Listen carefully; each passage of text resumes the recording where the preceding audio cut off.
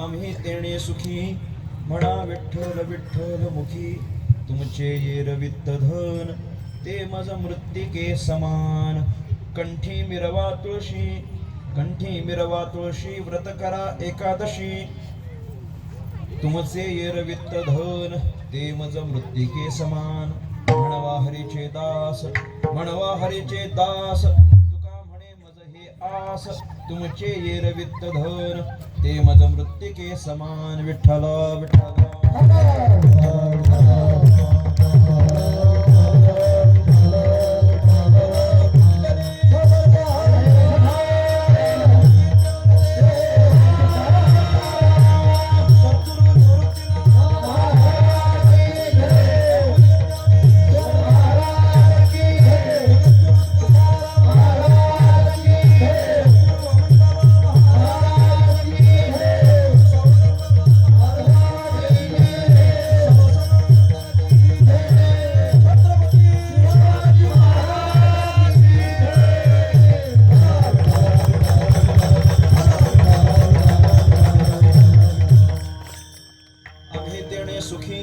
आम्ही तेणे सुखी म्हणा विठ्ठल विठ्ठल मुखी तुमचे येर वित्त धन ते मज मृत्तिके समान पांडुरंगा करू प्रथम नमन दुसरे चरणा संतांचिया त्यांच्या कृपादाने कथेचा विस्तारू बाबाजी सद्गुरु दास तुका योंत प्रविश्यं मम वाचमी मां प्रसुप्तां संजीवयत्यखिल शक्तिधर स्वधाम्ना अन्यांशास्त्र शरण श्रवणत्वगाद्य प्राणान्नमो भगवते पुरुषाय तुभ्यं योग ध्यान समायुक्तं निष्प्रपंचम परिग्रहं प्रसन्नं वदनं शान्तं मंगलं सुमनोहरं ज्ञान वैराग्य संपन्न अखंड निज बोध रूपं पूर्ण ब्रह्मा श्री सद्गुरे वामनाये नमोस्तुते नसे आप पर ऐसा जगी जो महात्मा विरक्ती श्रेष्ठ भक्ती स्मरे नित्य रामा तिथी माघ पौर्णिमा साधो निवाट धरिले निज धामा नमस्कार माझा सद्गुरु सावळा रामा मस्तक माझा पायावरी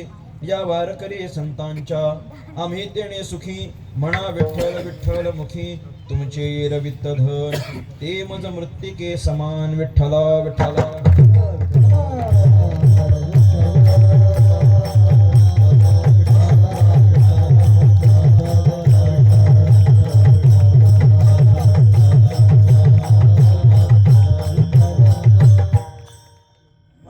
आराध्य दैवत राजाधिराज भगवान श्री पांडुरंग परमात्मा कैवल्य साम्राज्य चक्रवर्ती विश्वसंत महावैष्णव ज्ञानराज माऊली स्वानंद सुखनिवासी प्रातः स्मरणीय ब्रह्मलीन सद्गुरु श्री वामन बाबा महाराज सद्गुरु श्री सावळाराम बाबा महाराज आदी करून सर्व साधू संतांच्या चरणी विनम्रपणे नतमस्तक होतो.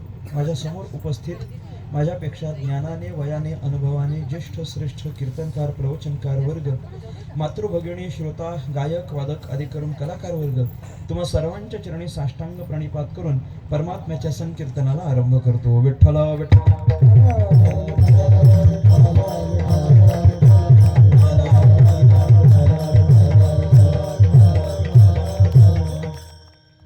अभंगावरील चिंतनाला आरंभ करण्यापूर्वी अल्पसा परिहार देणं अगत्याचं आहे, महत्त्वाचं आहे. आपल्या ह्या चांदवड नगरीतील आपल्या वस्तीमध्ये संपन्न होत असलेला छत्रपती शिवाजी महाराजांचा जयंती सोहळा आणि तदनिमित्ताने आजची ही संध्याकाळची कीर्तनरूपी सेवा माझ्यासारख्या एका सर्वसामान्य साधकाकडे सोपवली आहे. तदनिमित्तानं या ठिकाणी उपस्थित आहे. आज छत्रपती शिवाजी महाराजांची जयंती आहे. समस्त महाराष्ट्रभर, समस्त भारतभर, समस्त देशभर छत्रपतींची जयंती आज साजरी होतीये. जन्माचा सोहळा आज साजरा होतो आहे. फक्त फरक एवढाच आहे की कुठल्या पद्धतीनं सांगता येत नाही. प्रत्येक ठिकाणी जयंती सोहळा हा निरनिराळ्या पद्धतीनं संपन्न होतो आहे. पण या सगळ्या जयंती सोहळ्याच्या तुलनेत आपल्या वस्तीतला जयंती सोहळा जर पाहायचा झाला तर बाकीच्या सगळ्यांना मागं सोडून उल्लेखनीय असा आपला सोहळा आहे. चांगला सोहळा कशा करता मी चांगला म्हणतो, छत्रपती शिवाजी महाराज असतील, जगद्गुरु तुकाराम महाराज असतील, या सगळ्यांच्या अनुषंगानं आपल्या पुढच्या पिढीला काहीतरी चांगले संस्कार प्राप्त व्हावे या पवित्र उद्देशानं निर्मित झालेला हा एक दिवसीय सोहळा आहे. कारण इतरत्र वेळेला जे आपण थोडेसे जयंतीचे सोहळे अलीकडे पाहतो, तरुणाईचा जोश त्याच्यामध्ये असल्या कारणानं ते हिंदीत म्हणतात त्याप्रमाणे जोश में होश खो बैठते है असं झालेलं आहे. भरपूर जोश असतो त्याच्यामुळे ते काय करतात त्यांना सुद्धा ठाऊक नसतं. आणि मला पूर्ण खात्री आहे की जशा पद्धतीनं विद्रूप परिस्थितीमध्ये जयंतीचा सोहळा साजरा केला जातो छत्रपती शिवाजी महाराजांना ते मुळीच आवडत नसणार. कशा करता आवडेल मला सांगा ना. नको त्या पद्धतीची गाणी, नको त्या पद्धतीचा नाच, नको त्या पद्धतीची वर्तवणूक, नको त्या पद्धतीचं आचरण, या सगळ्या गोष्टी जर आपण जयंतीच्या दिवशी संपन्न करत असू तर तुम्ही मला सांगा छत्रपतींना ते आवडेल काय? थोडंसं हो नाही बोलत चला, असं माना हलवा जरा मला कळू द्या, हे कोणाला आवडणार नाही. आपल्यासारख्याला आवडत नाही तर छत्रपतींना ते काय आवडणार आहे मला सांगा. मग या दिवशी काय झालं पाहिजे? छत्रपती शिवाजी महाराजांची जयंती म्हटली की त्या दिवशी शिवरायांचं असलेलं चरित्र, शिवरायांचे असलेले गुण, शिवरायांनी केलेली कारकीर्द, शिवरायांनी केलेली स्वराज्याची स्थापना, शिवरायांनी केलेली मातापित्याची उपासना, या सगळ्या गोष्टी आपल्या पुढच्या पिढीच्या डोळ्यासमोर आल्या पाहिजेत. असा काहीतरी उपक्रम आपल्याकडून घडला पाहिजे. आणि नेमका तोच उपक्रम जर आपण सगळी मंडळी करत असाल तर आपले अभिनंदन करावे तेवढे थोडे. आपण उत्तम पद्धतीनं असं म्हटलं जातं ना की काहीतरी बदल घडला पाहिजे. आपण आत्तापर्यंत जे करत होतो त्याच्यामध्ये नेमका काहीतरी बदल घडला पाहिजे. कारण इंग्रजीमध्ये एक म्हण आहे, the only thing constant in the world is the change. या जगामध्ये फक्त एकच गोष्ट स्थिर आहे, एकच गोष्ट स्थिर आहे, ज्याला बदल असं म्हणतात. म्हणजे बदल हा स्थिर आहे. प्रत्येक वेळेला माणसाच्या आयुष्यामध्ये बदल होतो आहे आणि आपल्या जीवनामध्ये घडलेला बदल हा आपलं जीवन सुद्धा बदलवण्याकरिता कारणीभूत असला पाहिजे. म्हणून आपण ही जी पद्धत बदलवलेली आहे की ज्या निमित्तानं कीर्तनाचं आयोजन आपण केलंय, अन्नदानाचं आयोजन आपण केलंय आणि तत् माध्यमातून संध्याकाळची असलेली सेवा आहे. विठ्ठला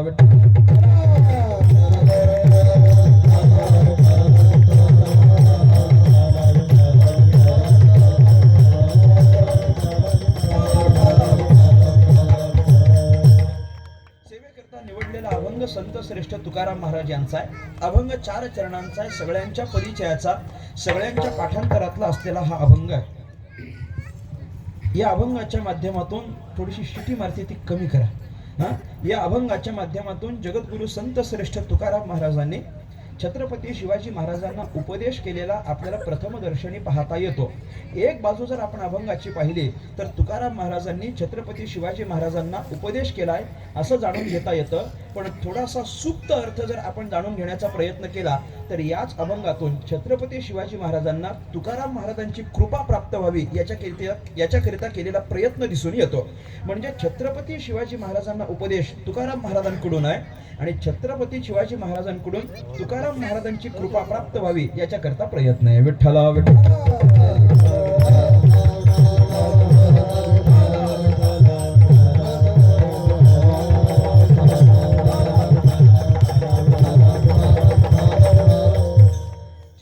शिवाजी महाराजांना तुकाराम महाराजांनी उपदेश केलाय. उपदेश करणारे जगद्गुरु तुकाराम महाराज आहेत आणि ज्यांना उपदेश केलेला आहे ते एक उत्तम शासन करतेत. तो एक जाणता राजा आहे, तो एक ज्ञानवान महात्मा आहे आणि ज्ञानवानाला तुकाराम महाराजांनी केलेला उपदेश जर आपण पाहायचा झाला याची संगती काय लावता येते. ज्ञानवानाला उपदेश करायचा असेल तर दुसरा कोणीतरी ज्ञानवानच असला पाहिजे. ज्ञानवंताला उपदेश करायचा असेल दुसरा कोणीतरी ज्ञानवंतच असला पाहिजे. आणि छत्रपती शिवाजी महाराज जर एका विशिष्ट क्षेत्रातले ज्ञानवंती असतील तर तुकाराम महाराज एका विशिष्ट क्षेत्रातले ज्ञानवंत आहेत. छत्रपती शिवाजी महाराजांचे प्रयत्न ज्या स्वराज्याकरता आहेत त्या स्वराज्याकरिता लोकांच्या मनामध्ये स्वराज्य रुजू करण्याचं काम तत्कालीन सगळ्याच साधू संतांनी केलेलं आपल्याला पाहायला मिळतं. राजानं राजाचं काम केलंय पण त्याच्या नंतर असलेले जे साधू महात्मा आहेत त्यांनी आपलं काम त्यावेळेला केलेलं पाहायला मिळतं. कारण संतांनी जर ते काम केलं नसतं तर स्वराज्य प्रत्येकाच्या मनापर्यंत पोहोचवण्याचं काम जवळजवळ अशक्य झालं असतं. स्वराज्य झालं मान्य आहे, छत्रपतींनी केलं तेही मान्य आहे. छत्रपतींनी मोठ्या धाडसाने निर्णय घेतला. वयाच्या अवघ्या 15व्या वर्षी छत्रपती शिवाजी महाराज जर स्वराज्याकरिता शपथ घेत असतील तर ही गोष्ट आपल्या पुढच्या पिढीला नक्की सांगावी की छत्रपतींनी 15 वर्षात काय केलं होतं आणि आपण 15 वर्षात काय करतो. या गोष्टी आपण सांगाव्या. तुकाराम महाराजांना अवघ्या 22व्या वर्षी विरक्ती निर्माण होते.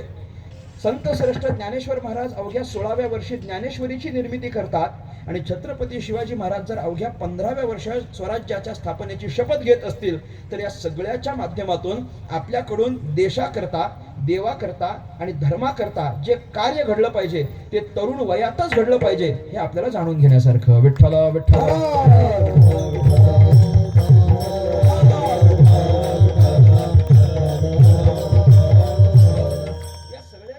स्वतंत्र उपकार उपकार आहेत. देवाचे, देशाचे, धर्माचे, संतांचे, या सगळ्यांचे आपल्यावर स्वतंत्र उपकार आहेत आणि त्या प्रत्येकाच्या उपकारातून मुक्त होण्याकरिता मनुष्यानं प्रयत्न करावे आणि ते प्रयत्न माणसाचे तरुण वयात झाले पाहिजे. कारण तरुण वयामध्ये माणसाकडे एक स्वतंत्र बळ असतं की त्या बळाचा उपयोग तो देशाकरता करू शकतो, त्या बळाचा उपयोग तो धर्माकरता करू शकतो, त्या बळाचा उपयोग तो देवाकरता करू शकतो. देशाकरता जर लढायला जायचं असेल तर वय किती असलं पाहिजे मला सांगावं? थोडं थोडं बोलत चला माझ्याशी. देशाकरता जर लढायला जायचं असेल तर वय किती असलं पाहिजे? 18 ते 25. आणि एकदा का तो देशाच्या सेवेत रुजू झाला की रुजू झाल्यानंतर कितव्या वर्षापर्यंत देशसेवा त्याच्याकडून होते? नाही, कितव्या वर्षापर्यंत? म्हणजे 35व्या वर्षापर्यंत, बरोबर की?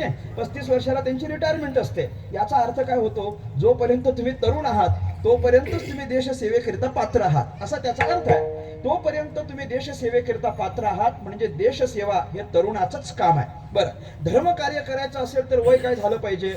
धर्मकार्य करायचं असेल तर बोला नाही, एवढा विचारच करू नका, त्याला काहीच वयाची अट नाही.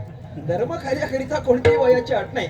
कोणत्याही वयामध्ये आपल्याला धर्मकार्य, देवाचं कार्य, धर्माचं कार्य, देशाचं कार्य हे तसं बघायला गेलं तर त्याला कुठल्याच वयाची अट नाही. कौमार्यत आचरेत प्राज्ञ धर्मान भागवतान इह, असं जर प्रल्हादजी भागवतामध्ये सांगत असतील तर धर्मान आणि भागवतान अशा दोन गोष्टी सांगितल्यात. एक तर धर्म आणि दुसरा भागवत म्हणजे भक्ती किंवा भागवत धर्म असा जरी आपण अर्थ केला तरी कौमार्य अवस्थेपासूनच आपण देव देश धर्मासाठी लागलं पाहिजे, हा भक्तश्रेष्ठ प्रल्हादांचा आग्रह आहे. विठ्ठला विठ्ठला.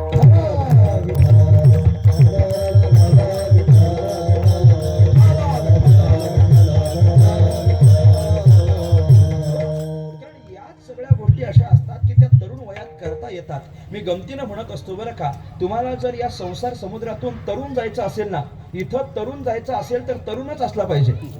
तरुण असेल तर तो लवकर तरुण जाईल. तरुण माणसाकडे कार्यक्षमता जास्त असते, तो लवकर तरुण जाण्याची शक्यता असते. त्यानं प्रयत्न केले पाहिजेत. कुणाकडून शिकावं? छत्रपती शिवाजी महाराजांच्याकडून शिकावं. 15व्या वर्षी छत्रपती शिवाजी महाराज स्वराज्याच्या स्थापनेचा शपथविधी करतात, शपथ घेतात. शहाजी राजांचे असलेले संस्कार आहेत, जिजाऊ बाईसाहेबांचे असलेले संस्कार आहेत आणि त्या संस्काराच्या माध्यमातून झालेली ही स्वराज्याच्या स्थापनेची संकल्पना आहे. आणि 15व्या वर्षी शपथ घेतात म्हटल्यानंतर त्यांच्यासारखा ज्ञानवान महात्मा अगदी 15व्या वर्षीच ज्ञानी आहे.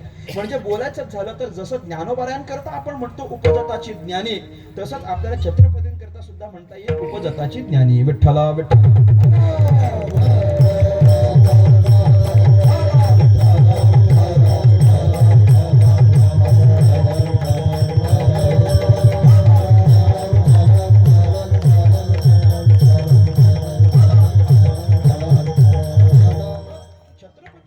महाराजांसारख्या जाणत्या राजाला जगद्गुरु संत श्रेष्ठ तुकाराम महाराज या ठिकाणी उपदेश करतात. काय उपदेश करतात? कशा करता उपदेश करतात? पुढे जी स्वराज्याची स्थापना करायची आहे ना, त्या स्वराज्याच्या स्थापनेकरिता जे उत्तम गुण राजाकडे अपेक्षित आहेत ते सगळे गुण राजाकडे यावे याकरिता तुकाराम महाराजांनी छत्रपती शिवाजी महाराजांना केलेला उपदेश आहे. ध्यानात घ्या, तुकोबाराय जर छत्रपतींना उपदेश करत असतील तर आपण एक गोष्ट ध्यानात घेतली पाहिजे की नेमका उपदेश कुणी आणि कुणाला करावा. उपदेश कुणी करावा यालाही महत्व आहे आणि तो कुणाला करावा यालाही महत्व आहे. कारण उपदेश करणाऱ्याकडे सुद्धा अधिकार असावा लागतो आणि उपदेश स्वीकारण्याकडे सुद्धा अधिकार असावा लागतो. विठ्ठला विठ्ठला.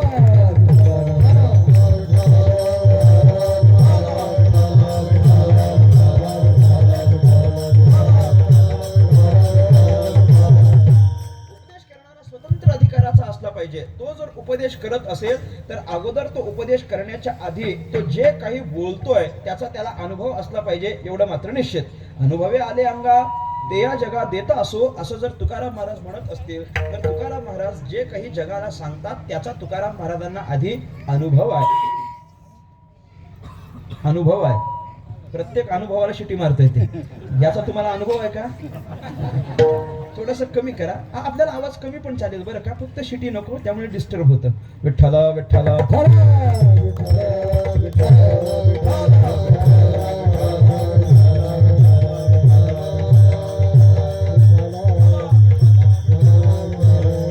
तुकाराम महाराजांनी ज्या ज्या काही गोष्टींचा छत्रपती शिवाजी महाराजांना उपदेश केलेला आहे त्या सगळ्या उपदेश करणाऱ्या गोष्टींचा तुकाराम महाराजांना आधी स्वतंत्र अनुभव आहे आणि म्हणून तुकाराम महाराज उपदेश करण्याकरिता सिद्ध झालेले आहेत. तुकाराम महाराजांनी काय सांगितलं? तुकाराम महाराजांनी ज्या ज्या गोष्टी सांगितल्या, कोणत्या कोणत्या गोष्टी सांगितल्या? धनाच्या संबंधाने असेल, राज्याच्या संबंधाने असेल, परस्त्रीच्या संबंधाने असेल, द्वेषीच्या संबंधाने असेल, हे विकारी माणसांच्या संबंधाने, दुर्जनाच्या संबंधाने जो जो काही उपदेश तुकाराम महाराजांनी छत्रपतींना केला त्या प्रत्येक उपदेशाचा तुकाराम महाराजांना स्वतंत्र अनुभव आहे. म्हणून तुकाराम महाराज उपदेश करायला लागले. कारण तुकाराम महाराज आधी करून सगळ्या संतांची पद्धत काय? आधी केले मग सांगितले. आधी केले, आधी ते आपण करायचं आणि नंतर सांगायचं, ही तुकाराम महाराजांची पद्धत आहे. आपली पद्धत काय? नाही, फक्त सांगायचं, करायच्या गोष्टीच नाही. आधी सांगितले, इथं फुल स्टॉप द्यायचा, त्याच्या पुढे काही बोलायची गरज नाही. आपण फक्त सांगायच्या कामी करतो, ते परत आचरणात आलंच पाहिजे. काही घेणं देणं नसतं, काही गरज नसते. आपण फक्त सांगण्याचं. म्हणजे तुकाराम महाराज जर उपदेशक असतील तर आपण उपदेशक नाही, आपण फक्त सांगे. जो फक्त सांगण्याचं काम करतो, करण्याचं करत नाही, त्याला फक्त सांगे असं म्हणायचं. आपण फक्त सांगण्याचं काम करतो. तुकोबारांना स्वतंत्र अनुभव आहे आणि म्हणून तुकाराम महाराज जेव्हा जेव्हा काही उपदेश करतात, काय आहे, जेव्हा तुमच्या जीवनामध्ये अनुभव असतं तेव्हा त्या प्रत्येक अनुभवाच्या पाठी तुमच्या शब्दाला स्वतंत्र सिद्धी आणि जोर प्राप्त होत असतो. तुम्हाला जो अनुभव आला की तेवढी जोर वाढतो की नाही? शब्दाचं सामर्थ्य वाढतं, शब्दाची सिद्धी वाढते. जेवढा अनुभव येईल तेवढा. सगळ्या क्षेत्रामध्ये अनुभव महत्वाचा. व्यावसायिक क्षेत्रात सुद्धा अनुभव महत्वाचा, प्रापंचिकाला सुद्धा अनुभव महत्वाचा आणि पारमार्थिकाला सुद्धा अनुभव महत्वाचाच आहे. ज्याचा अनुभव जास्त त्याला किंमत जास्त, असंच आहे की नाही? मला सांगा, ज्याचा अनुभव जास्त. राजकारणात कसं आहे मला सांगा? ज्याचा अनुभव जास्त त्याला किंमत आहे की जो आत्ता नेता झालाय त्याला किंमत आहे? काय मत आहे तुमचं? ज्याला अनुभव जास्त आहे, मग ते मोठे साहेब की नाही, त्यांना आपण मोठे साहेब म्हणतो का? त्यांना बऱ्याच वर्षांचा असलेला अनुभव आहे, तो अनुभवी राजकारणी आहे, तो अनुभवी नेता आहे असं आपण म्हणतो की नाही? हो, त्यांच्या मागे लागू नका, ते त्यात मुरलेले असं आपण बोलतो की नाही? तो मुरलेला माणूस आहे, याचा अर्थ त्याला अनुभव आहे. राजकारणाच्या क्षेत्रात अनुभवाला महत्व आहे, व्यवसायाच्या क्षेत्रात अनुभवाला महत्व आहे. कोणताही व्यवसाय करायला घ्या, अनुभव पाठीशी असला व्यवसाय फलद्रूप होतो, त्याच्याकडून जास्त फळ प्राप्त होतं. प्रपंचामध्ये दुसरं काय? अनुभवच पाहिजे. आणि परमार्थाच्या क्षेत्रात तरी दुसरं काय? अनुभवच असलं पाहिजे. ज्या महात्म्याला अनुभव जास्त आहे, आपण दुसरं काहीच करत नाही. अनुभवी महात्म्याचं किती ज्ञान, अनुभवी माणसाचं किती सामर्थ्य हे पाहण्याच्या भानगडीत आपण पडत नाही.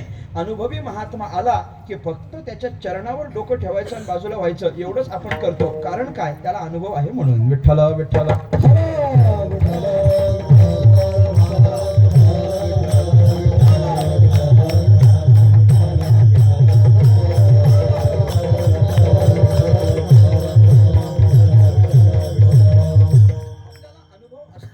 आपण सांगतो. तुकाराम महाराज म्हणतात की नाही, तुका म्हणायचा कोणी सांगे मज अनुभव आहे अंगे,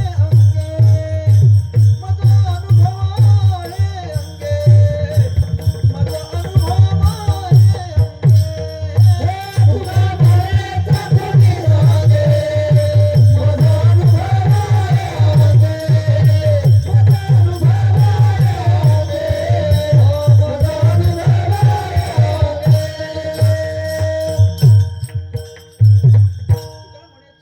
सांगे मज अनुभव आहे अंगे, मज अनुभव आहे अंगे, माझा अनुभव आहे अंगे. म्हणजे आपल्याला अनुभव आहे एवढं मात्र निश्चित. अनुभवाने बोललं की त्याला किंमत येत असते. ते असं एका पाश्चात्य तत्ववेत्याचं जीवन चरित्र सांगितलं जातं. तो तत्ववेत्ता सगळ्यांच्या परिचयाचा आहे, सगळ्यांच्या परिचयाचा. काय त्याचं नाव? कुरळ्या केसांचा एक सायंटिस्ट आहे बघा. तुम्हाला कोणाला आठवत असेल तर सांगा मला. आता इथं सगळेच सुशिक्षित वर्ग आहेत, सांगा बरं. नाही, अब्दुल कलामांचे केस सरळ आहे बाळा. आईन्स्टाईन नावाचा एक सायंटिस्ट होऊन गेला, आपल्याला सगळ्यांना माहिती आहे. तो आईन्स्टाईन जो होऊन गेला, तो आईन्स्टाईन जसा सायंटिस्ट होता की नाही, त्याच पद्धतीनं तो आईन्स्टाईन एक चांगला तत्ववेत्ता सुद्धा होता. पाश्चात्य तत्ववेत्ता, ज्ञानी होता. तो एक चांगला फिलॉसॉफर होता. आणि तो जो फिलॉसॉफर होता, लोक त्याच्याकरिता व्याख्यानं आयोजित करायचे. म्हणजे त्याला लांब लांबपर्यंत व्याख्यानाला बोलवायचे, मोठी गर्दी त्याच्या व्याख्यानाला जमायची. तो एक प्रसिद्ध असा तत्ववेत्ता होता. आता झालं काय, बऱ्याचशा ठिकाणी जायचा. जसे आपण कीर्तनकार कीर्तनाला फिरतो की नाही, तसा तो तत्ववेत्ता व्याख्यानं करता फिरायचा. आज एका गावी, उद्या एका गावी, परवा एका गावी, असं गावोगावी तो फिरायचा फक्त व्याख्यान देण्याकरिता. झालं असं, एकदा तो व्याख्यान देण्याकरिता जायला निघाला. व्याख्यानाचा दिवस व्याख्यानाची तारीख घेतलेली, व्याख्यान देण्याकरिता जायला म्हणून निघाला. अर्ध्या रस्त्यापर्यंत गेला, त्याला काहीतरी कणकण वाटायला लागली. तो त्याच्या ड्रायव्हरला म्हणायला लागला, ड्रायव्हर एक काम कर. काय करू? गाडी मागे घे म्हणे. गाडी मागे घे. का बरं गाडी मागे घ्यायची? माझी तब्येत बरी नाही आणि तब्येत बरी नसल्यामुळे मी आज काही व्याख्यान करू शकत नाही, मला काही व्याख्यान जमणार नाही, तेवढी ताकद नाही, म्हणून तू गाडी मागे घे. ड्रायव्हर म्हटला, अहो साहेब असं चालणार नाही, आपण तारीख दिली म्हटल्यानंतर जावंच लागेल की नाही? आपण तारीख दिली आहे ना त्यांना, आपल्याला जावं लागेल. तो म्हटला, नाही, तारीख जरी दिलेली असली तरी प्रकृती बरी नाही, त्याला काय करणार, तू गाडी मागे घे. तो म्हटला, नाही साहेब आपल्याला जावंच लागेल. अहो जवळजवळ वर्षभरापूर्वी त्यांनी तारीख दिलेली आहे, तरी पण हरकत नाही, तू गाडी मागे घे. शेवटी तो म्हटला, अहो साहेब थोडासा विचार करा, त्यांनी आपल्याला ऍडव्हान्स पण दिलाय म्हणे. ऍडव्हान्स सगळं तारीख घेतलेली आहे. काय करता? म्हणजे व्याख्यानाची.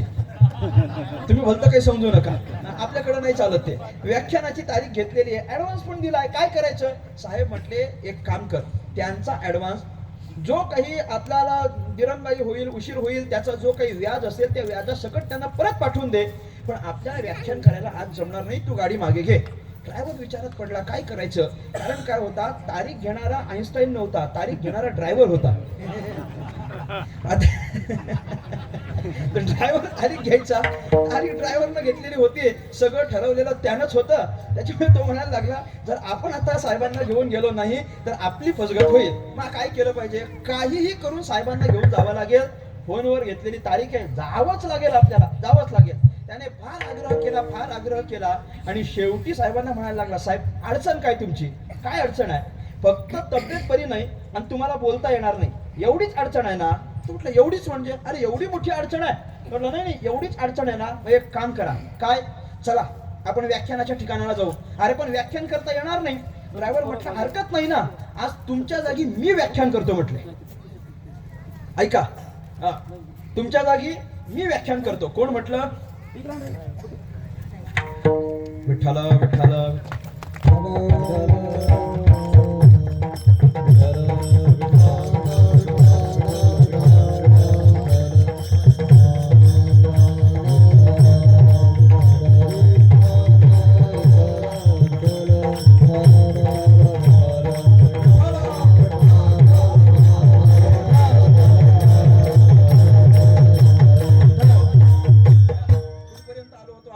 तो म्हटला तुम्ही व्याख्यानाला तुम्हाला यावंच लागेल, काही करून तुम्हाला यावंच लागेल. तो म्हटला मला बोलता येणार नाही. ड्रायव्हर म्हटला काहीच हरकत नाही ना, तुमच्या जागेवर मी व्याख्यान करतो, काय हरकत आहे? आईन्स्टाईन म्हटला, अरे पण तुला ते जमेल का? व्याख्यान करायचं म्हणजे काय सोपी गोष्ट आहे का? अरे तिथं गेल्यानंतर हजारो माणसं समोर असतील, स्टेजवर तुला एकट्याला उभं केलं जाईल आणि एकटा उभं राहून व्याख्यान करायचं म्हणजे काय सोपी गोष्ट नाही. अरे आभार प्रदर्शनाची पत्रिका फाटते, असं काय करतो? म्हटले तुला जमणार आहे का? ते म्हणे जमणार आहे का? तुला जमणार? अहो न जमायला काय झालं साहेब? न जमायला काय झालं? काय आहे, एवढी वर्ष झाली तुमच्या बरोबर फिरतोय आणि तुमच्या बरोबर फिरल्यामुळे तुमचे सारखे सारखे तेच दृष्टांत, सारखे सारखे तेच सिद्धांत, त्याच गोष्टी, तीच प्रमाण, त्याच चाली, हे सगळं ऐकून ऐकून माझं वा वा कसं हे पाठ झाले पहा. पाठ झालंय वाटतं, हे सगळं माझं पाठ झालंय, त्याच्यामुळे काही तुम्ही चिंता करू नका, माझं सगळं पाठ आहे, चला. तो साहेब म्हटला, अरे तरी पाठ असणं वेगळं आणि व्याख्यान करणं वेगळं. पाठ असलेलं बोलताच येतं असं काही नाही, पाठ असलं की तिथं विसरलं जातं. तर म्हटलं साहेब तुम्ही बाकीच्या भानगडी करू नका, मी सांगतो ना, तुम्ही चला, मी व्याख्यान करतो. फक्त एक गोष्ट तुम्हाला करावी लागेल. काय? तुमचे कपडे मला द्यावे लागतील, माझे कपडे तुम्हाला घालावे लागतील, एवढं तुम्हाला जमेल? काहीच हरकत नाही. व्याख्यान करणार असेल तर काय हरकत आहे? दोघांनी एकामेकाचे कपडे बदलले. ड्रायव्हरचे कपडे आईन्स्टाईनने घातले, आईन्स्टाईनचे कपडे ड्रायव्हरने घातले. दोघांचा परत प्रवास सुरू झाला. गावापर्यंत पोहोचले. गावाच्या अगदी नजीक गेले आणि ड्रायव्हर म्हणायला लागला, साहेब अजून एक गोष्ट करायची. काय?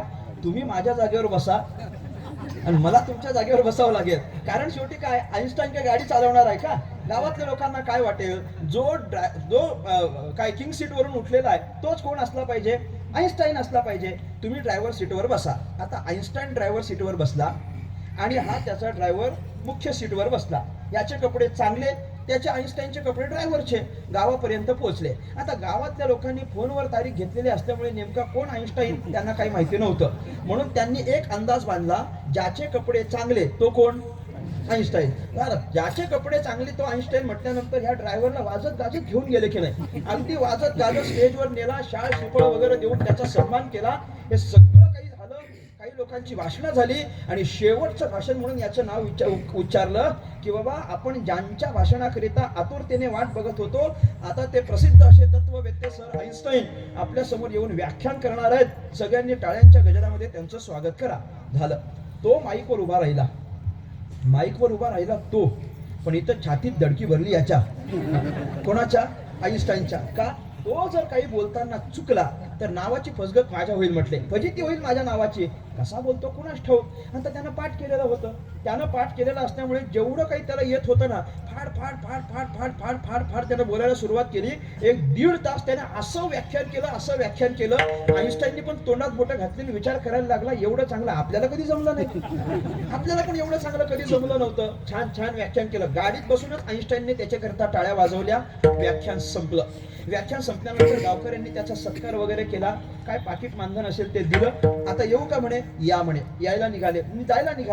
जायला निघाल्यानंतर तेवढ्यात आता तिथं सगळे सुशिक्षित वर्ग होते. हे तिथल्या करताच इथं लावून घेऊ नका. तिथं सगळे सुशिक्षित वर्ग होते.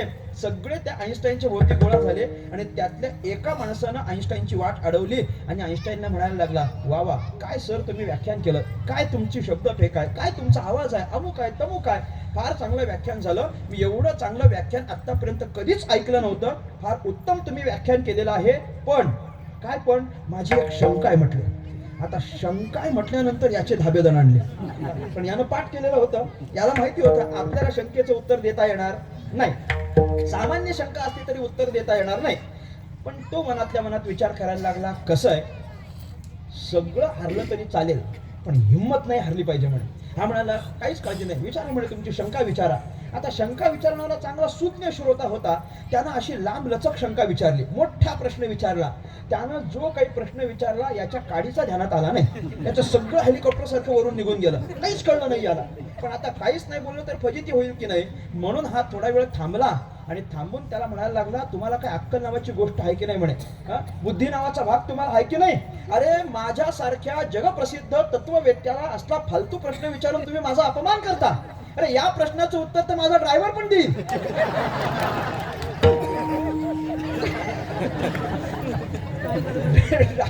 ड्रायव्हर पण देईल म्हटल्यानंतर काय म्हणतं, ड्रायव्हर देईल म्हणे.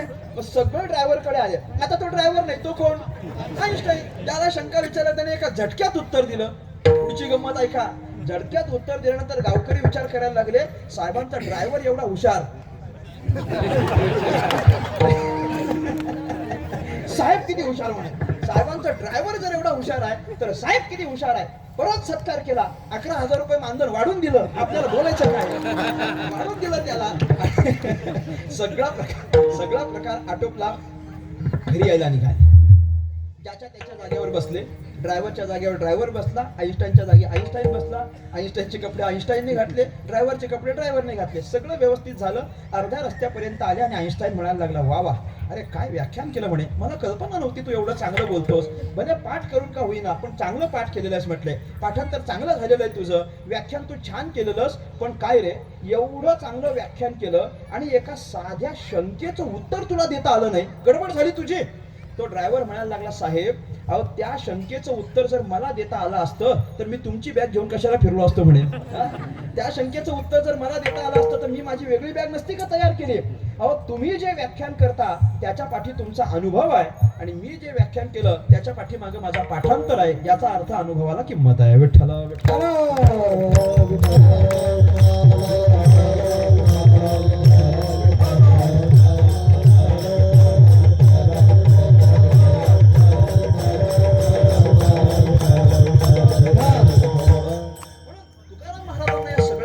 अनुभव आहे. तुकाराम महाराज जेव्हा जेव्हा छत्रपतींना सांगत असतील पराविया नारी माऊली समान, त्यावेळेला तुकाराम महाराजांना अनुभव आहे. जाई व तू माते न करी सायास. हा अनुभव तुकाराम महाराजांना असल्यामुळे छत्रपतींना तो उपदेश तुकाराम महाराजांनी केला.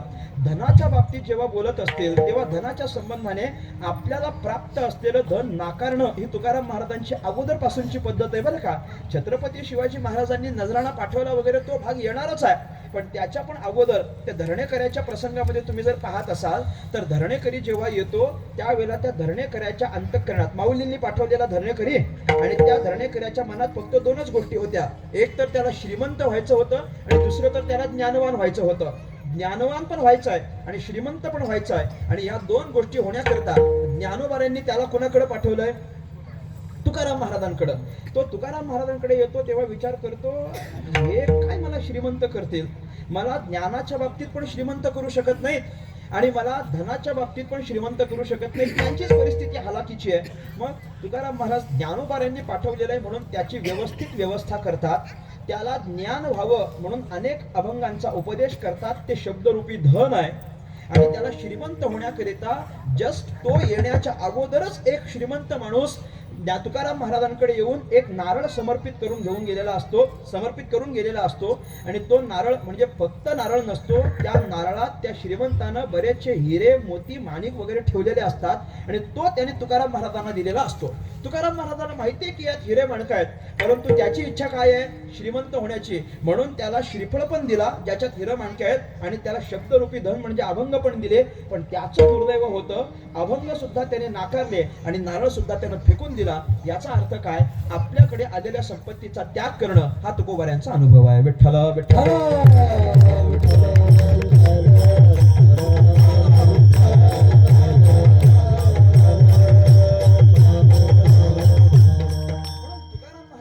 एक वैराग्याची विरक्तीची असलेली बुद्धी या ठिकाणी पाहायला मिळते.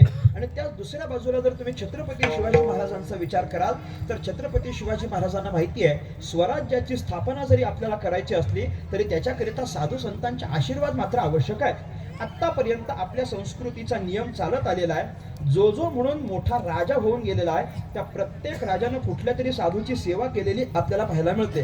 राक्षसांचा का राजा असेना, परंतु ते शुक्राचार्यांची सेवा करतात की नाही, याचा अर्थ राजा कुणी का असेना पण तो साधू महात्म्याची सेवा करतो.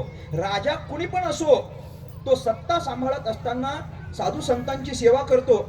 असं म्हणण्यापेक्षा थोडं उलट बोलतो, जो सत्ता सांभाळत असताना साधू संतांची सेवा करतो त्यालाच तुम्ही राजा म्हणा. साधू संतांची सेवा त्याच्या अंतःकरणामध्ये भावना असली पाहिजे. मी जर राज्य सांभाळतो आहे तो सत्तेच्या दृष्टीनं, पण या सगळ्या लोकांची मन धर्माकडे प्रवृत्त करणं हे या संतांचं काम आहे की नाही. आत्ताच्या वेळेला काही महिन्यापूर्वी 22 जानेवारीला प्रभू श्रीरामचंद्रांच्या मंदिराचं असलेलं उद्घाटन झालेलं आपण अयोध्येमध्ये पाहिलं. म्हणजे किती वर्षानंतर आपण म्हणत आलो, 500 वर्षानंतर मान्य आहे, पण 500 वर्षानंतर प्रभू रामचंद्र आपल्यामध्ये अवतीर्ण झाले, त्यांचं मंदिर झालं. पण 500 वर्षापर्यंत ऐका, 500 वर्षानंतर मंदिर झालं, पण त्या 500 वर्षांपर्यंत प्रभुरामाची मूर्ती या सामान्य जनतेच्या अंतःकरणात ठसवण्याचं काम जर कुणी केलं असेल तर ते वारकरी संतांनी आहे. त्यांनी जर ते काम केलं नसतं तर रामच कळाला नसता, आणि रामच कळाला नसता तर मंदिराचा प्रश्नच येत नव्हता.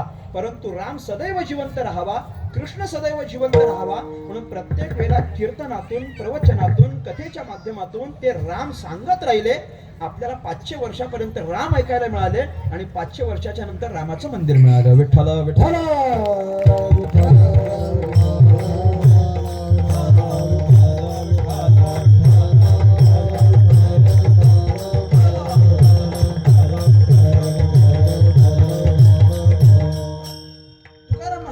त्यावेळेला एक स्वतंत्र स्थान होतं. तुकाराम महाराजांची भक्ती, तुकाराम महाराजांची कीर्ती छत्रपती शिवाजी महाराजांच्या पर्यंत पोहोचते आणि शिवाजी महाराजांना असं वाटतं की आपल्या या स्वराज्यामध्ये कुणीतरी धर्माचं काम करणारा महात्मा असेल तर त्याचा गौरव करणं हे आपलं काम आहे, त्याचा आपण गौरव केला पाहिजे. मग कसा गौरव करावा? छत्रपतींच्या मनामध्ये आलं, तुकोबाराय काहीतरी कार्य करतात की नाही. तुकाराम महाराज आपल्या स्वराज्याकरिता लोकांच्या मनामध्ये धैर्य निर्माण करून देण्याचं जर कार्य करत असतील तर त्या तुकाराम महाराजांच्या बद्दल अंतःकरणामध्ये कृतज्ञता निर्माण झाली पाहिजे आणि त्यांना काहीतरी छोटीशी गोष्ट आपण भेट म्हणून दिली पाहिजे. म्हणून शिवाजी महाराज प्रवृत्त झाले आणि छत्रपती शिवाजी महाराजांनी एक अत्यंत मौल्यवान असा नजराणा तुकाराम महाराजांना भेट म्हणून पाठवून दिला. अत्यंत मौल्यवान नजराणा तेव्हा भेट म्हणून पाठवून दिला. त्याची गणना सांगताना असं सांगितलं जातं, छत्रपती शिवाजी महाराज आणि तुकाराम महाराजांच्या काळात त्या नजराण्याची किंमत 80,000 रुपये एवढी होती. किती होती? ऐकताय ना? 80,000 रुपये. किती वर्षापूर्वी? जवळजवळ 350-400 वर्षापूर्वी त्याची किंमत 80,000 रुपये होती. 350-400 वर्षापूर्वी जर त्याची किंमत 80,000 असेल तर आता त्याची किंमत किती होईल मला सांगा? मोजता येईल का आपल्याला? नाही, कितीतरी कोट्यवधी रुपयामध्ये त्याची किंमत होईल. परंतु तो नजराणा पाहिल्यानंतर तुकाराम महाराजांच्या अंतःकरणाला खंत होते आणि तुकाराम महाराज राहून राहून देवाला बोलायला लागतात. देवा हे असं का बरं केलं? आम्ही जे भक्ती करतो ते काय याच्यासाठी करतो का? आम्ही याच्याने प्रसन्न नाही देवा. अहो, तुम्हाला जर प्रसन्नता वाटत असेल तर तुम्हाला काहीतरी वेगळं करावे लागेल. त्या आलेल्या सेवकांना तुकाराम महाराजांनी सांगितलं, तुमच्या राजाने आमच्याकरिता हा जो नजराणा पाठवला आहे त्यांचा आम्ही आदर करतो, राजांचा पण आदर करतो आणि नजराण्याचा पण आदर करतो, पण कृपा करून हा नजराणा इथं ठेवू नका. कृपा करून हा नजराणा तुम्ही घेऊन जा. नजराणा तुम्ही घेऊन जा. ते सेवक म्हणायला लागले की छत्रपतींनी पाठवलेला नजराणा आहे, तुम्ही घेऊ नका, पण कमीत कमी एकदा नजर आणा. नजराणा एकदा नजर तर घाला त्याच्यावर, बघा तर सही कमीत कमी नजराण्याकडं. तुकाराम महाराज म्हटले, आमची बघण्याची पण काही इच्छा नाही. तो आम्हाला नजराणा नाहीच पाहिजे तर नुसतं कशाला बघायचं? ज्या गावाला जायचंच नाही त्या गावचा रस्ताच कशाला विचारायचा? त्यामुळे मला तो नजराणा नको नको नको. मी कधी कधी गमतीनं म्हणत असतो, बरं झालं छत्रपती शिवाजी महाराजांनी तुकाराम महाराजांनाच नजराणा पाठवला, आमच्या सारख्याला नाही पाठवलं, बरं झाला. आम्ही नाही तर म्हटलो नसतोच, अजिबात नाही म्हटलो नसतो. उलट अजून स्वीकारला असता, 4-5 फोटो काढले असते, चौकात बॅनर लावला असता, राजाकडून सन्मान. काय की नाही मला सांगा? आपण लौकिकाच्या पाठी पळतो की नाही? छत्रपती शिवाजी महाराजांच्या नजराण्याकडे तुकाराम महाराज पाहत नाहीत आणि तुकाराम महाराज त्या सेवकांना सांगतात, आम्हाला हा नजराणा नको. सेवक म्हणायला लागल्यावर असं करू नका, तुम्ही जर नजराणा घेतला नाही तर राजा नाराज होईल, छत्रपती नाराज होतील. ते नाही नाराज होणार. का नाराज नाही होणार? अरे तुम्ही नाही परत घेऊन गेलात ना, माझी इच्छा नाही म्हणून तुम्ही परत घेऊन गेला आहात ना. मग छत्रपतींना जाऊन सांगा की तुकाराम महाराजांची नजराणा घेण्याची इच्छा नाही. म्हटले, अहो असं काय करता तुकोबा? अहो हा जो नजराणा पाठवलाय, तुम्ही एवढे दिवस सेवा करता, इकडं तिकडं कीर्तन करता, लोकांमध्ये जनजागृती करता, लोकांना एकत्र आणता, याच्या प्रित्यर्थ हा नजराणा पाठवलाय, तर तुम्हाला काहीतरी 4-2 सुखाच्या गोष्टी विकत घेता याव्या, याच्याकरिताच हे तुमच्याकरता पाठवलंय, म्हणून तरी तुम्ही घ्या. तुकाराम महाराज म्हणतात, सुखाच्या वस्तू याच्यावरच माझा विश्वास नाही म्हटले, कारण वस्तूच मुळात सुखाच्या नसतात. वस्तू जी प्रत्येक असते ती दुःखच वाढवण्याकरता कारणीभूत असते आणि ही वस्तू आम्हाला सुख देऊ शकत नाही. हो, या तर सामान्य गोष्टी आहेत, परंतु अगदी अगदी या मृत्यू लोकातल्या अतिउच्च गोष्टी जरी आम्हाला प्राप्त झाल्या तरी त्या आम्हाला कधी सुखाच्या वाटत नाही. ब्रह्मादिक पदे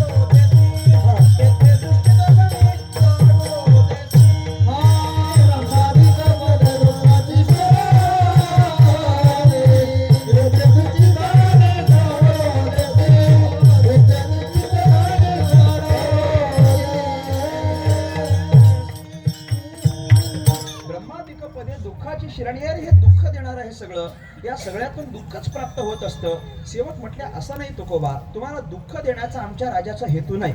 आमचा राजा पण ज्ञानी आहे ना, त्याला ही गोष्ट कळत नाही का?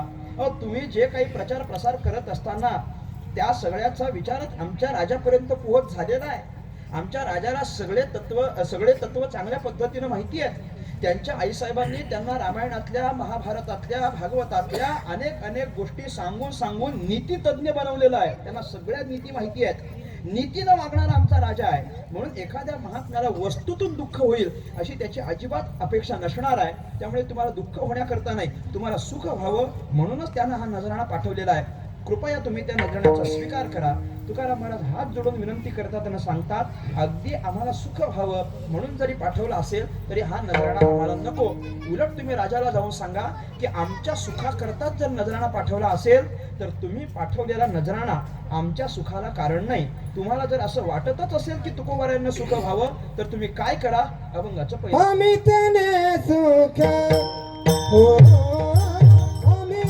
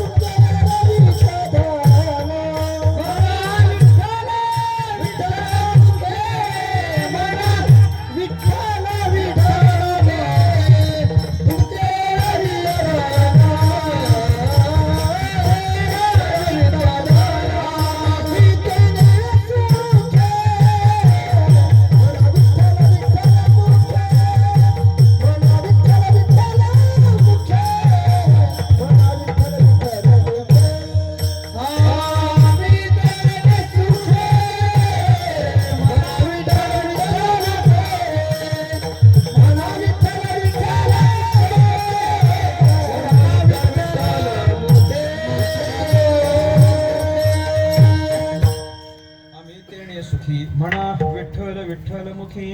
राजाला जाऊन आमचा निरोप कळवा. काय निरोप कळवा?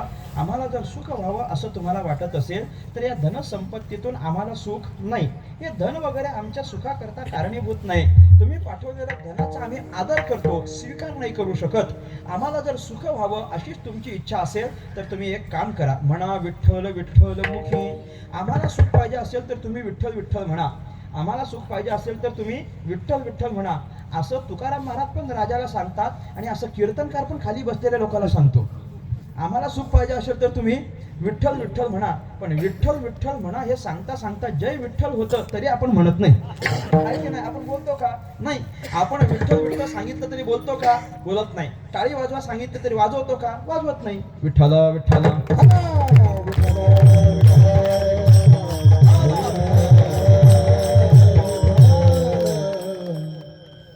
प्रकारच्या गोष्टीला इंग्रजीमध्ये स्वीट पॉइझनिंग असं म्हणतात. म्हणजे आपल्याला पाहिजे ती गोष्ट द्यायची काढून घ्यायचं. आपल्याला काय पाहिजे तुम्ही टाळी वाजवा, भजन करा, तेवढंच आमच्या सुखाला कारणीभूत आहे. तुकाराम महाराजांनी सांगितलं तुम्ही विठ्ठल विठ्ठल म्हणा. तुम्ही जर विठ्ठल विठ्ठल म्हटलात तर त्याचा आम्हाला आनंद आहे, त्याचा आम्हाला आनंद आहे. तुकाराम महाराजांना सेवकांनी विचारलं हे असं कसं होईल? विठ्ठल विठ्ठल कोणी म्हणायचं? राजानं. आणि आनंद कोणाला व्हायचा? तुम्हाला. असं कसं होणं शक्य आहे? ही संगती कशी लावायची? तुकाराम महाराज म्हणतात याचं कारण असं आहे की राजाचं हित तेच प्रजेचं हित असतं. राजा सुखी प्रजा सुखी. राजाची जी स्थिती तीच प्रजेची स्थिती असते. राजा जर विचार करत असेल माझ्या प्रजेला सुख मिळावं तरच प्रजेला सुख मिळत असतं. राजा जर विचार करत असेल माझी प्रजा ज्ञानी व्हावी तरच प्रजा ज्ञानी होत असते. त्यामुळे तुमचे राजा म्हणजे एक जाणता राजा आहे. त्याला फक्त तुम्ही जाऊन सांगा तुम्हाला नामचिंतनाची साधना सांगितली आहे, विठ्ठल विठ्ठल म्हणा. आणि ते नाही म्हणणार नाहीत म्हणे, ते भगवंताचं भजन करतील. आणि भगवंताचं भजन केलं की सुख होतं हे समीकरणच आहे. देवाचं भजन आणि सुख हे समीकरण आहे.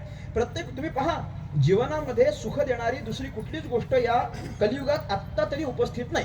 कोणती गोष्ट तुम्हाला सुख देते मला सांगा ना. कीर्तन झाल्यावर सांगा पाहिजे तर, आणि येऊन सांगा या एका प्रपंचातल्या गोष्टीनं मला सुख दिलेलं आहे असं मला सांगा. ते सुख म्हणजे काय असं टेम्पररी नाही पाहिजे बरं का, परमनंट असलं पाहिजे. असं सुख कुठलं दिलं ते मला सांगा. कोणीच देऊ शकत नाही. का देऊ शकत नाही? मुळात आपण ज्याच्याकडून सुखाची अपेक्षा करत आहोत त्याचं स्वरूपच सुखाचं नाही, म्हणून ते सुख आपल्याला देऊ शकत नाही. विठ्ठल विठ्ठल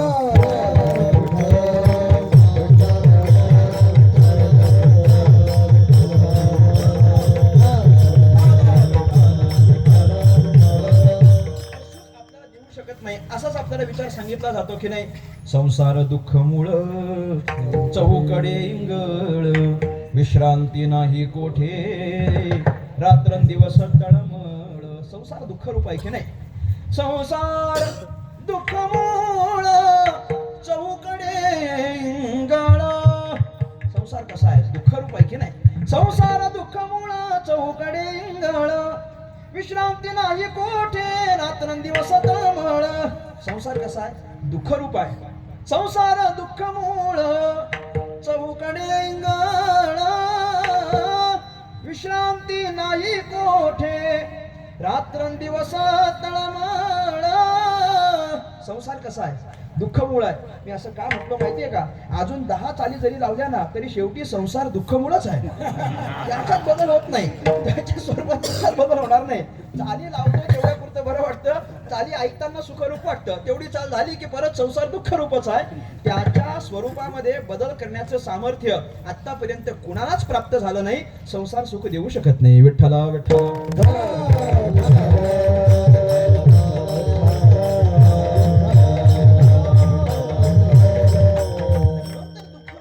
सगळ्या गोष्टींचा त्याग करून भजन मार्गाला लागा असं आपल्याला सगळे साधू संत जागे करतात की नाही? उठा जागे व्हा रे आता, स्मरण करा पंढरी नाथा, भावे चरणी ठेवा माथा, चुकवे व्यथा जन्माच्या पुढचं बोला. बस एवढी सगळी यादी लावून घ्या. हे सगळे दुःख देणारे आहेत, हे सगळे दुःख देणारे आहेत, पण हे सगळे अभंग मात्र सुख देणारे आहेत. जर तुम्ही काकडा ऐकत असाल तर, नाही का बरविकर? काकडा ऐकत असाल तर मग त्यांना सुख वाटत असतं. ते त्यांना काकडा ऐकायला सुख वाटतं आणि आम्हाला गायला सुख वाटतं. फार मागच्या वेळेला आमच्या बाळू काकांकडे आम्ही गायला नाही तर रागवलेत बिचारे आणि परत आलेत की बाबा आम्हाला ते ऐकायचं म्हणून थोडं थोडं विचार करा त्याचा. वचन ऐका कमलापती, वचन ऐका कमलापती, माझी रंगाची विनंती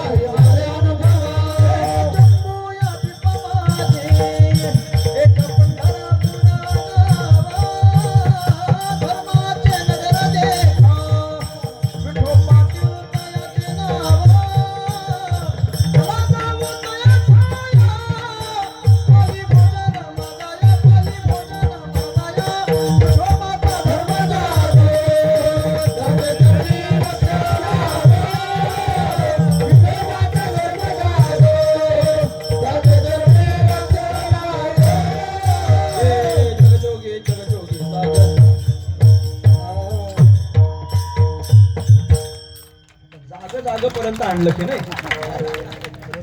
2-4च अभंग राहिलेत, कीर्तन संपलं की म्हणून घ्या, काकडं होऊन जाईल. तेवढंच आता शिल्लक राहिलेलं आहे. काकड्याची गंमत वेगळी आहे, काकड्याचा आनंद फार निराळा आहे. काकड्याकरिता आलं पाहिजे. काकडा ही वारकरी संप्रदायाची असलेली प्रमुख साधन आहे. काकड्याला माणसानं आलं पाहिजे. काकड आरती आहे, भगवंताला उठवण्याची असलेली साधन आहे. म्हणून भगवान परमात्म्याला उठवावं. एक 4 वाजता तरी काकड्याची सुरुवात करावी. आता ही गोष्ट वेगळी आहे की मुंबईतला देव जरा लेट उठतो. त्यामुळे आमची काकड आरती जवळजवळ 5:30 वाजता सुरू होते. हरकत नाही, काकड आरती 5:30 ला जरी सुरुवात झाली तरी आमच्याकडे नाही करून 250-300 माणसं सकाळी काकड्याला असतात. भरपूर मंडळी काकड्याला येतात आणि हे काकड्याचं रूप थोडंसं बदलवण्याचं काम मी आता थोडंसं जबाबदारीने बोलतो, आयोजकांनी केलं पाहिजे. आयोजकांनी काकड्याला बोलवा ना तुम्ही. त्या सगळ्या गावातल्या प्रतिष्ठित लोकांना काकड्याच्या आरतीचा मान द्या. मान दिला की सगळे येतात. तुम्ही मान देत चला. काकड्याच्या आरतीचा मान द्या म्हणजे काकड्याला पण येतील, काकडाही होईल, देवाला उठवणंही होईल, साधना होईल. त्यामुळे त्यांना लोकांना बोलवत चला. नाहीतर ते ठरलेलंच आहे की नाही, काकड्याची वेळ सकाळी 4 ते 5 आणि काकड्याला माणसं पण 4 ते 5 असा प्रकार झालेला आहे. त्यामुळे थोडंसं ते बदलावं. आपण कुठं बोलत होतो? तुकाराम महाराज म्हणतात, इथं कुठलीच गोष्ट सुख देण्याकरता कारणीभूत नाही. आम्हाला सगळं पाठ. संसार दुःख मूळ, चहूकडे इंगळ, सगळीकडे दुःख रूप आहे. दुःख बांधवडी आहे हा संसार वगैरे वगैरे प्रमाण पाठ आहेत. म्हणून या गोष्टी आपल्याला सुख देऊ शकत नाही. मग हे जर सुख देऊ शकत नसेल तर सुख कशाने मिळतं? भगवान परमात्म्याच्या नामस्मरणाने आपल्याला सुखाची प्राप्ती होते. म्हणून ते नामस्मरण तुम्ही करत चला. विठ्ठल विठ्ठल.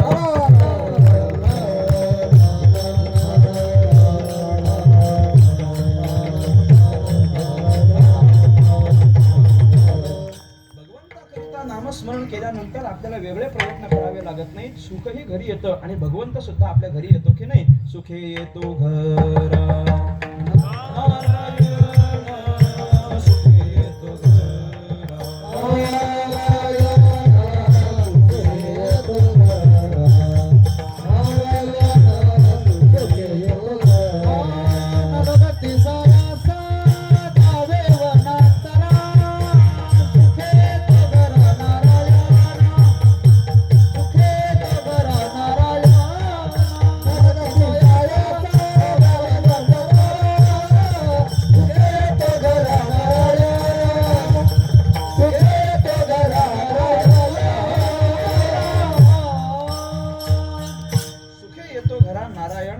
सायास, बाकीचे सायास करावे लागत नाही. म्हणून राजाला सांगितलं की तुम्ही विठ्ठल विठ्ठल असं नामस्मरण करा. विठ्ठल विठ्ठल नामस्मरण केलं तर तुम्ही सुखी व्हाल आणि तुम्ही सुखी झालात तर आम्ही पण सुखी होऊ. एवढ्याकरिता तुमचं सुख एक आमच्या सुखाचं कारण आहे, दुसरं काही नाही. तुम्ही सुखी म्हणजे आम्ही सुखी. ते एकदा अकबर बिरबलाच्या चरित्रामध्ये असं झालं म्हणे की अकबराचा स्वभाव होता प्रश्न करणं आणि बिरबलाचा स्वभाव होता त्याला समर्पक असं उत्तर देणं. आता बऱ्याचशा दिवसानंतर त्या अकबराने सगळ्यांकरिता एक प्रश्न उपस्थित केला. सगळ्यांना विचारायला लागला, काय मला आपल्या ह्या मंत्रिमंडळात बसलेल्या कुठल्याही विद्वानानं माझ्या प्रश्नाचं उत्तर देऊन दाखवावं. काय प्रश्न विचारता तुम्ही? सगळ्यांना विचारलं. माझा एकच प्रश्न आहे, या समस्त सभामंडपात, या समस्त आपल्या सभागृहामध्ये प्रत्येकाच्या मनामध्ये असलेली एकच इच्छा ती तुम्ही मला बोलून दाखवायची. एकच इच्छा, प्रत्येकाच्या मनाला तेच वाटलं पाहिजे बरं का, असं तुम्ही मनातलं ओळखून दाखवा बरं. आता सगळे विद्वान म्हणायला लागले, नाही बाबा, आपल्याला ओळखता येत नाही. चुकीचं ओळखण्यापेक्षा न ओळखलेलं बरं, कारण चुकीचं ओळखलं तर शिक्षा मिळेल की नाही. नाही येत करा सांगितलं. अरे सगळ्यांच्या मनातलं कसं ओळखता येईल? एखाद्याच्या मनातलं कदाचित बायचान्स ओळखता आलं तर आलं, पण सगळ्यांच्या मनातलं असं जमत नाही. कसं काय ओळखायचं? प्रश्न फिरता बिरबलाकडे आला. बिरबलाला विचारलं, तुला तरी येतं का बाबा? प्रत्येक वेळा तूच उत्तर देतो, सांग बाबा आता तरी तुला येतं का उत्तर देता? सगळ्यांच्या मनातला असलेला एकच प्रश्न, प्रत्येकाला वाटणारी एकच भावना तू मला बोलून दाखव. राजाला विचारलं बिरबलाने, जर बोलून दाखवलं तर बक्षीस द्याल का? म्हणे हो म्हणे, बक्षीस देणार. मी तुमचा प्रधान आहे. अरे तरी तुला बक्षीस देतो, काही हरकत नाही, पण तू ओळखून तर दाखव. बिरबल म्हणायला लागला, राजेसाहेब आत्ता इथं जा आणि कुणाला पण विचारा, प्रत्येकाच्या अंतःकरणाला एकच इच्छा आहे, काय? माझा राजा सुखी झाला पाहिजे, बस. राजा म्हटला, नक्की? जाऊन तर विचारा. आता ते सगळ्यांकडे गेले आणि त्या प्रत्येकाला विचारलं, तुमची इच्छा हीच आहे का की आमचा राजा सुखी झाला पाहिजे? नाही बोलण्याची हिंमत कोणाची मला सांगा. काय बोलायची कोणाची हिंमत नाही. या अर्थ काय? राजा सुखी झाला पाहिजे ही सगळ्यांची इच्छा असते. राजा सुखी झाला की प्रजा सुखी होत असते. तुम्ही विठ्ठल विठ्ठल म्हणा, तुम्ही सुखी व्हाल. तुम्ही सुखी झालो की आम्ही पण सुखी होणार, आम्ही तेणे सुखी म्हणा विठ्ठल विठ्ठल मुखी. म्हटलं ठीक आहे, मग आता हे एवढं ते सगळं राजानं धनसंपत्ती पाठवून दिली, त्याचं काय करायचं? म्हटलं हे तुम्ही घेऊन जा, कारण या धनसंपत्तीला आमच्या लेखी कुठलीच किंमत नाही. अभंगाचं दुसरं चरण. रवित दान तुमचे रवित दान तुमचे रवित दान तुमचे रवित दान तुमचे रवित दान तुमचे रवित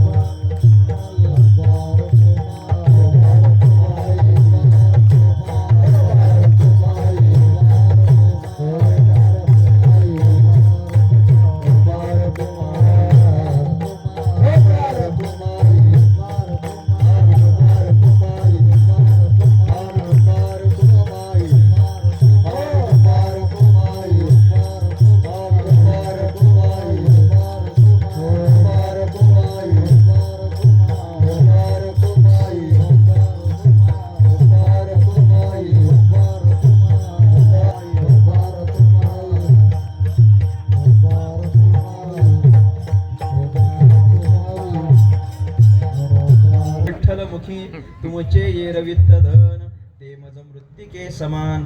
कीर्तनकाराचा माप घेतात असं ऐकलंय का तुम्ही कधी? ते असंच असतं कदाचित, परफेक्ट मापाने घेतलेलं आहे बघा. कदाचित तुमचं हे पेलवण्याकरता अजून एकदा दिवसातून जेवावं लागतंय मला आता. तुमच्या सगळ्यांचा हा आदर भाव आहे, त्याचा आम्ही स्वीकार करतो. जगद्गुरु संत श्रेष्ठ तुकाराम महाराजांच्या अभंगाचं चिंतन करत आहोत. या अभंगातून छत्रपतींच्या अंतःकरणामध्ये तुकोबारायांची कृतज्ञता आणि तुकोबारायांच्या अंतःकरणामध्ये छत्रपतींना उपदेश या दोन गोष्टींचं आपल्याला प्रतिपादन तुकोबारायांनी केलेलं आहे. विठ्ठला विठ्ठला हरीचे दास तुका म्हणे माझं हे दास. तुम्ही आम्हाला स्वतःला फक्त आम्ही विठ्ठलाचे दास आहोत, भगवंताचे दास आहोत एवढं फक्त म्हणा.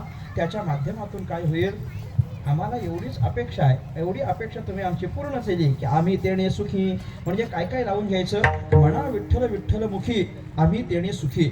कंठी मिरवा तुळशी आम्ही तेणे सुखी. व्रत करा एकादशी आम्ही तेणे सुखी. म्हणवा हरीचे दास आम्ही तेणे सुखी. या चार गोष्टी जर आमचा राजा करत असेल तर छत्रपतींकडून ही पूर्ण झालेली अपेक्षा आमच्या सुखाला कारणीभूत होऊ शकते. अशा पद्धतीने दोनही बाजूने विचार आपण या अभंगाचा करण्याचा प्रयत्न केला. झालेली ही सेवा जगद्गुरु संत श्रेष्ठ तुकाराम महाराजांच्या चरणी आणि छत्रपती शिवाजी महाराजांच्या चरणी समर्पित करतो. सेवेला पूर्ण विराम देतो. आपले सगळ्यांचे मोठे भाग्य आहे ते याच्याकरिता की आज जशी छत्रपती शिवाजी महाराजांची जयंती आहे त्याचप्रमाणे आज जगद्गुरु संत श्रेष्ठ तुकाराम महाराजांचा अनुग्रह दिन म्हणजे गुरुदशमी सुद्धा आहे. माघ शुद्ध दशमी आणि छत्रपती शिवाजी महाराजांची जयंती या दोन्ही गोष्टी एकत्र आल्या असतील आणि या एकत्र येण्याला जर आपल्या गावामध्ये वस्तीमध्ये कीर्तन होत असेल तर आपल्यासारखा भाग्यवंत आपणच आहोत असं समजून घ्यायचं. म्हणून आपण आपल्याकरता हे असलेले मोठे भाग्य आहे की तुकोबारायांचा अनुग्रह दिनही संपन्न करता येतो आणि आपल्याला राजाची जयंती सुद्धा संपन्न करता येते. ही झालेली समस्त सेवा या दोनही ज्ञानवंतांच्या चरणी समर्पित करतो. सेवेला पूर्ण विराम देतो. सुरू असलेलं आपलं हे यंदाचं वर्ष संत श्रेष्ठ विश्वगुरु निवृत्तीनाथ महाराज यांचं सुवर्ण महोत्सवी सप्तशतकोत्तर सुवर्ण महोत्सवी वर्ष आहे आणि म्हणून थोडंसं त्यांचं भजन करणं हे आपल्याला कर्मप्राप्त आहे.